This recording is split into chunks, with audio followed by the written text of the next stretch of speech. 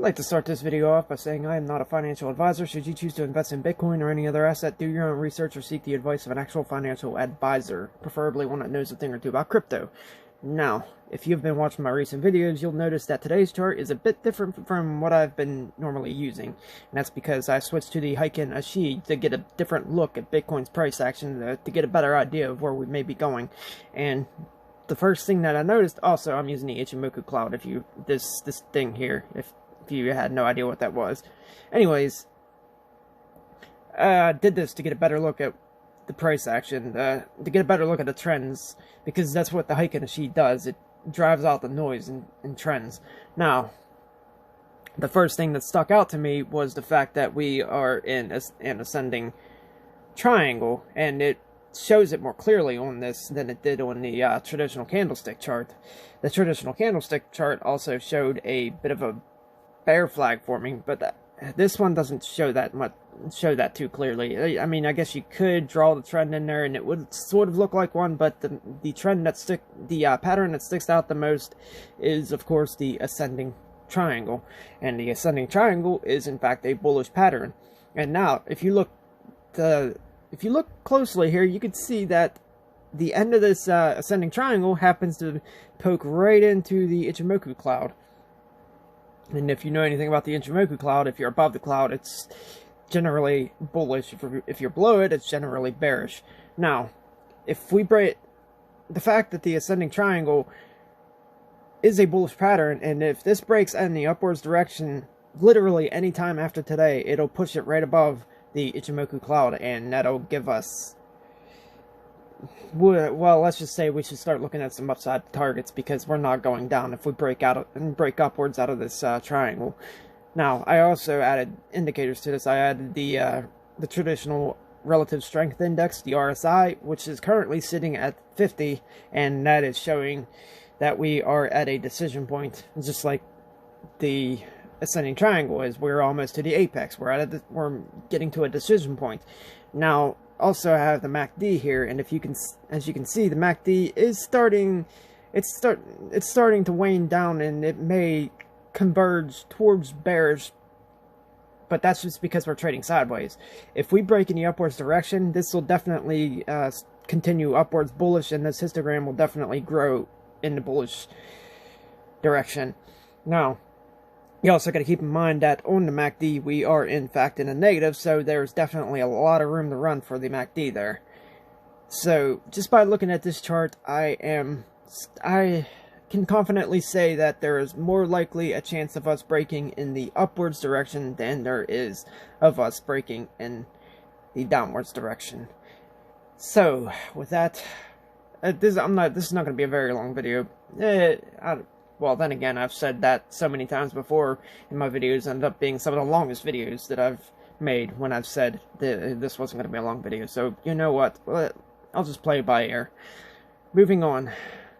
Alright, so, news. Let's see what we have here. Bitcoin flips bullish. But here's why: BTC may still hit 3.9k. Yeah, no, I mean, I'm not really seeing 3.9k. I mean, if we break in a downwards direction, I might change my tone a little bit, but even if we do break downward, honestly, I think the lowest price I could see us going is between 5,500 and 5,000. I don't see us going much lower than that. We've already had our break below the 200 weekly moving average when we had the cliff dive on Black Thursday. I don't see that happening again, but it remains to be seen. Personally, short term, I am bullish according to what I've seen on the charts. Not just on the Heikin Ashi on charts, but on the traditional candlestick charts with the Adam and Eve formation and everything. I've already told you that in my last video. Anyways, now Bitcoin worth 300,000 recovered by breaking zip encryption. Now this isn't what you think it is, by the way. This isn't them breaking into a wallet or anything. This is them breaking into an encrypted file containing the seed phrase to that wallet. That's what it was. Somebody had their seed phrase in an encrypted wallet, then I guess they forgot how to get into it or something like that, and so they had that broken into to recover that. Anyways, moving on. Coronavirus second order effects and improving on Bitcoin with BitTorrent. I don't know. Oh boy, we got another $1 million target from someone. Let's see what this is. Alright. Bitcoin price to target $1 million after COVID-19, and analyst explains why. We've had a couple people state $1 million. John McAfee tried to predict $1 million a while back, but then he backed out of his prediction, saying that it was just a ruse to get people to on board into cryptocurrency and blah blah blah. But whatever. Anyways, let's see. Mr. Kiai, I'm not even going to try to say that. Mr. Wang, an angel investor and Messari co-founder and product director, recently explained that the correlation between gold and Bitcoin market caps may be adjusted amid the ongoing quantitative easing policy of the U.S. Federal Reserve. In case you don't know what quantitative easing is, it's printing money, basically. It's the printers just keep on going and going and going. I mean, I think we're printing like $1 million every 60 seconds as I'm talking right now. Anyways, Bitcoin, TAM 2 triple. Mr. Wang recalls that the net market capitalization gold is usually used as a reference for measuring the total addressable market of Bitcoin. People mainly utilize these numbers due to the widespread bullish narrative around the digital gold and its intrinsic value. Lots of people think that Bitcoin's total addressable market is $7 trillion because that's the market cap of gold. Problem is, with no such brr going on gold can easily triple from here. And brr is, I'm guessing they're trying to mimic the sound of the money printers going crazy. So, digital gold thesis now puts Bitcoin's TAM at 20 trillion or 1 million per coin. According to Mr. Wang, with large amounts of financial injections being put in place to prevent a market depression, the US dollar is subject to inflation, so the price of gold has all the chances of increasing rapidly and can literally triple from here. So, I'll leave a link to this article in the description below, but yeah, this guy's basically saying that people have been relying on gold's market cap to see how far Bitcoin can make it, but gold's market cap technically will not stay still, so it's the total addressable market for Bitcoin in reference to gold's market cap is basically a moving target. It can change over time, and it may change dramatically in a short period of time over the next couple months, couple years, whatever, depending on the damage that this continuous printing of money does to the value of the US dollar. So, yeah, anyways, moving on. Okay, so in my last video, I said that I was expecting the week to end with a case count of 1.2 million cases worldwide, and we did in fact end the week with 1.2 million cases. Right now, the total confirmed case count is 1,237,420 cases. So that means that the overall case count is still doubling every week. For the past 4 weeks, it has doubled. From 160 to 320 to 6 something to 1.2 million. Next week will likely be 2.4 million, and the week after will likely be 4.8 million, and so forth until this curve starts flattening. This is the trend. Total deaths 67,260.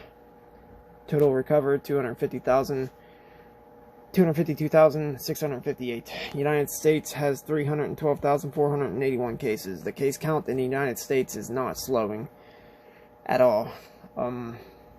Like I've said before, if you need any information about this, to go on the CDC's website, the World Health Organization's website, you can check your state's website, you can check the national government's website. Any of those websites, they should have information about COVID-19. Stay home. If you don't need to travel, don't travel. That's really all I can say. If you do have to travel, keep hand sanitizer on you, keep away from people, at least 6 feet. And, yeah, stay safe. That's all I can say. But, moving on. Okay, so I decided to take a look at the regular stock market, more specifically the futures of the S&P, the NASDAQ, and the Dow Jones, and they are all showing limited losses below 1%. Now, that's not really much to talk about there. I've been looking over the news and I'm seeing a lot of bearish sentiment in the news. Mainly, I've seen something about people's going to be more focused on the virus developments now that the stimulus package has passed. So basically, everybody's looking downhill. I actually seen another article that said 15,000 points possible for the Dow. I think that's levels that are just slightly above where they were before the 2008 crash. I think it was at 14,000 points before the 2008 crash, something like that. Now, there's something that I do got to talk about, and that is the fact that there are some YouTubers out there saying that once this virus clears up, that the economic recovery is going to be swift, that people's going to go right back to work, and that it's going to be all sunshine and rainbows from there. Unfortunately, I do not see that happening, because as these businesses have been shut down, they still have expenses to pay despite the fact that they are not operational. And so some of these businesses, they're not going to be able to afford these expenses, and so they're going to end up shutting down completely, and that's the workers that they have laid off are going to be without work. And so those workers that they have laid off are going to have to go find new jobs after this is all cleared up. And the businesses that do survive this, they're not going to be able to rehire everybody immediately, because they also had these expenses to pay. And so in order to get the rehiring done, they're going to have to get that cash flow, and they're going to have to get that revenue back up. And so it's going to take some time for everybody to get rehired. So everybody has to be prepared for the fact that they could be either dealing with an extended layoff period, or they could have to go search for work. And with the looks, with what I've seen on the unemployment claims, we reached what, like 10 million total so far, I think it was, and that is an astronomical number, by the way, compared to the last record, which was roughly 700,000, and I think that was in like the 80s or something like that. It's going to take time to recover from this. That's what I'm trying to get across here. Don't expect an immediate recovery after this virus goes down. You also got to keep in mind that there's a possibility that once we get this virus down, we could get hit by a second wave of it. It could end up coming back and hitting us again, even stronger, because there's no vaccine out for it, and the vaccine may take 6 to 12 to 18 months to actually happen, and one that actually works. And then you got to take in consideration the psychological impacts that this has on everybody. That people not wanting to go into crowded areas, wanting to go to movie theaters, not wanting to go to concerts or sporting events, because they just come out of a global pandemic and they're afraid of the possibility of that happening again. It's going to take a while for that sentiment to change, for people to become more comfortable in these type of events, in these type of places. So yeah, it's going to take time. So just be prepared for that.